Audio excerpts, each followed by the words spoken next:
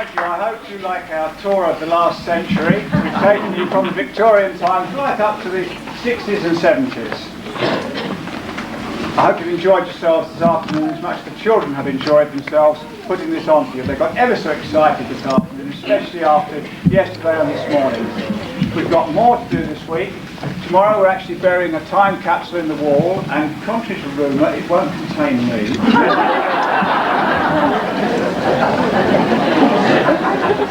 And then Thursday is the party, and Friday's the children's party. Thank you very much. We had a visit of an entertainer, and he entertained the children with a Punch and Judy show and magic show. Boys, is whatever we do this morning, don't take it too seriously, it's just a little bit of fun. Hey, look at that, hold on to that one, Simon, come over this way, Kaylee. Can you hold on to that one there for me with that hand? Keep that hand down, girls, boys, can you all do a nice big magic line? Are you ready? 1, 2, 3. Yes, look at that, we have got 1, 2, 3, 4, 5, 6, 7, 8 solid silver rings, all joined together. Mr. Punch has been very, very naughty lately. He's actually in there, he's busy tidying up his bedroom at the moment, so I don't want to disturb him just yet. It's taken me a week to get him to do that. He's just getting dressed, he'll come up and see you, okay? And don't forget to say hello to him, I'll go in there and have a cup of tea. Right, Mr. Punch. You lazy thing. No, are you ready, Mr. Punch? Yes. Okay then. I want you to pop upstairs and say hello to the boys and girls. Okay. And I'll also say hello, Mr. Punch. What are you doing back down here, Mr. Punch? They weren't very loud. I thought they were lovely now. Mr. Punch has promised to look after the baby. I think he deserves a kiss. Come and get a kiss then, Mr. Punch.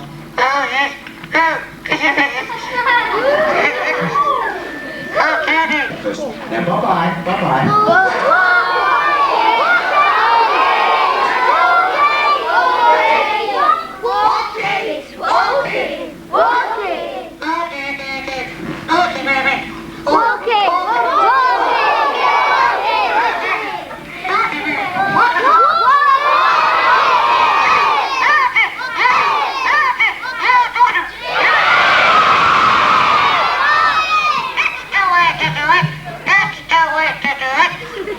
Boys and girls? No! What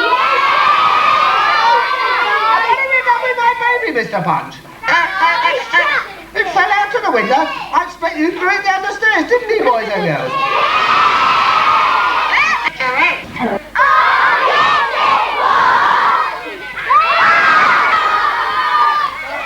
Well done, Mr. Punch. Look, you just take it easy there. I'll go to the boys and girls and see what they've been up to. Okay, because I'm sure that they've never to visit. Hello, boys and girls. Did you see Mr. Punch? To make the magic work, Rebecca, is hit the bag with the magic wand. Ow! I was not ready. 1, 2, 3, 4, 5, 6. That's brilliant. Okay. And all I do is put that down over there for a second. I've got another handkerchief here. This is the white handkerchief. Red handkerchief, sorry about that. Oh, it's all going wrong. Can you put that into the bag for me as well, Rebecca? Put it right into the very bottom this time. Like, oh, we can do that. Doesn't matter. Take hold of the magic wand, and to make the magic work, hit the bag with the... Ow! Could have any one of those girls. It doesn't matter, Rebecca. I think I'm okay. Yeah, okay, I've got one more handkerchief. This, of course, is the blue handkerchief. Thank you. I knew it was blue because I blew my nose on it this morning. It's all right. I washed it before I came out. And can you put that into the bag for me as well, Rebecca? Right into the very bottom. Okay, right down in the very bottom there. Not bad. There you go. Yeah, go on. Okay, whatever you do, mind my hand. All you have to do, Rebecca, is hit the bag to make the magic work. Just hit the bag to make the magic work. Mind my fingers. Just hit the bag to make the magic work. Ow!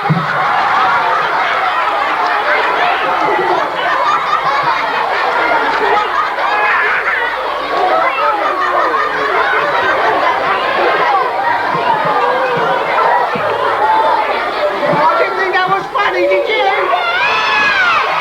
Oh no, it wasn't!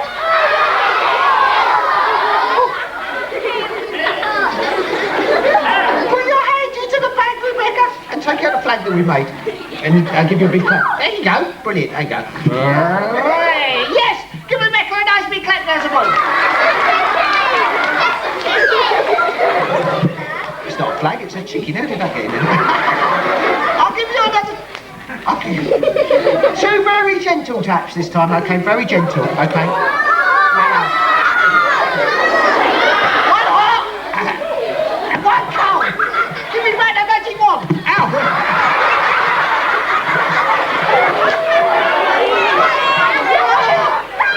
What are my toes? Put your hand in the bag. Take out the flag with a bit of luck. Give Rebecca a nice big clap, everyone. Yes!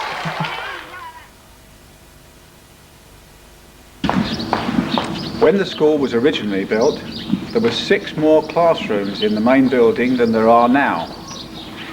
And in the Second World War, a shell came across from France and actually took out 6 of the classrooms.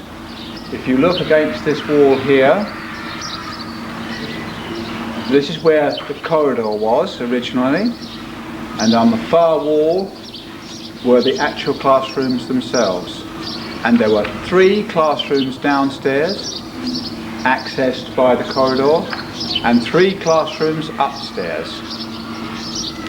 And the German shell luckily didn't explode, but it did so much damage that directly after the war the local authority had to take the side of the school down and just reinforce it, and weren't able to afford to rebuild the 6 classrooms. And they put in place these Horsa huts, and the classrooms here were meant to be here for 5 years as temporary classrooms after the war. The school originally had a bell tower, and that was rung every morning to tell the children that it was time for school, and that too was destroyed.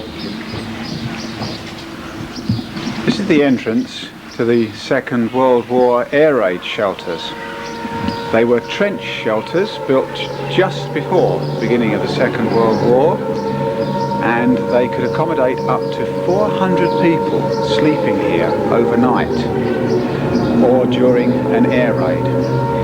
They were often used by the school for air raid practice, and they were in constant use by the school and the ARP during the Second World War.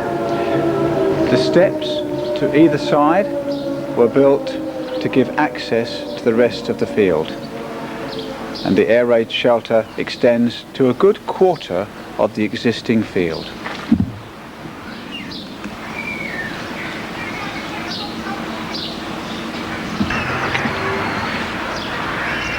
Here's the original boys' entrance. You can see from the words written on the wall, and they had to come to school up Bridge Street.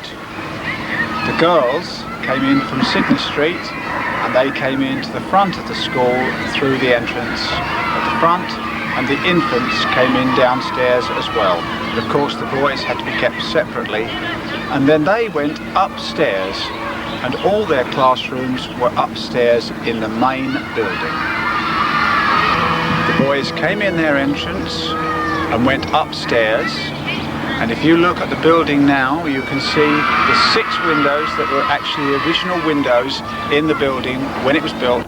You can see here the beautiful decoration on the front of the school. The sort of detail like this is never found nowadays.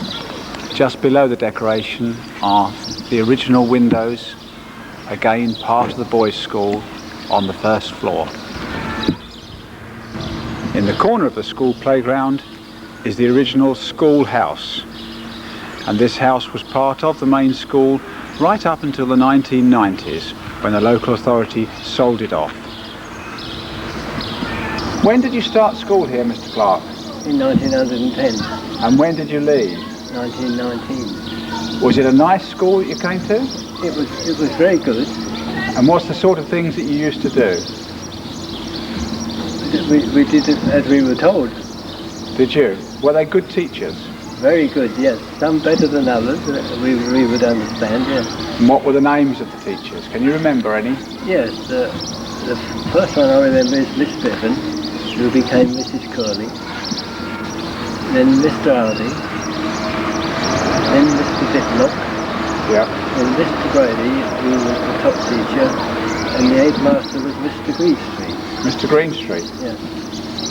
Ah, and when you left, did you have good qualifications? I had no documents, so it didn't seem to issue any, unless you qualified for the grammar school. Right. Did many boys go to the grammar school? There was usually only about 6 out of the ordinary schools that qualified to go. 3. What was discipline like in those days? Pretty tough, Was it? because it needed to be. And what did they do? Use a cane a bit. Did they? Yeah. Mr. Clark, did you enjoy coming to school yesterday to visit with some of your old friends? I think it was only one in my age group did I meet here. Ah, so you were the sole survivor. And that one was named Mr. Sharman. Mr. Sharman. Ah, and he had a number of brothers, didn't he? Yeah, there were 7 brothers came here together. Goodness. Their photograph was in there. Oh, lovely. Did you find a photograph of yourself? No, but I heard about it afterwards. It said I was the smallest looking chap in the photograph. Oh, right. Well, thank you very much. That's lovely. On the afternoon of the last day of the week, the parents and friends of the school organised a wonderful party for all the children in the playground.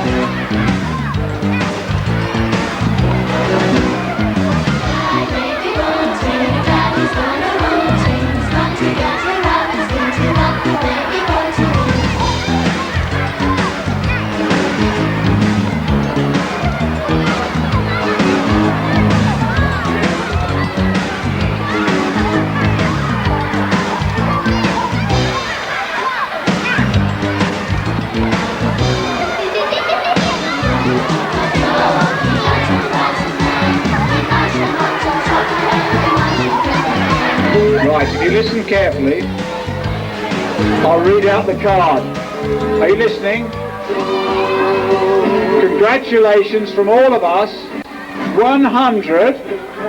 Remember, behind every successful school, there's a bunch of talented, terrific, good as they come friends. And it's from the parents and friends of George Spurgen School. Let's give them a big cheer. Hooray! Hip hip! Hip hip! A big one! Hip hip! Well done. Right, are we ready? 11, 9, 8, 7, 6, 5, 4, 3, 2, 1, go!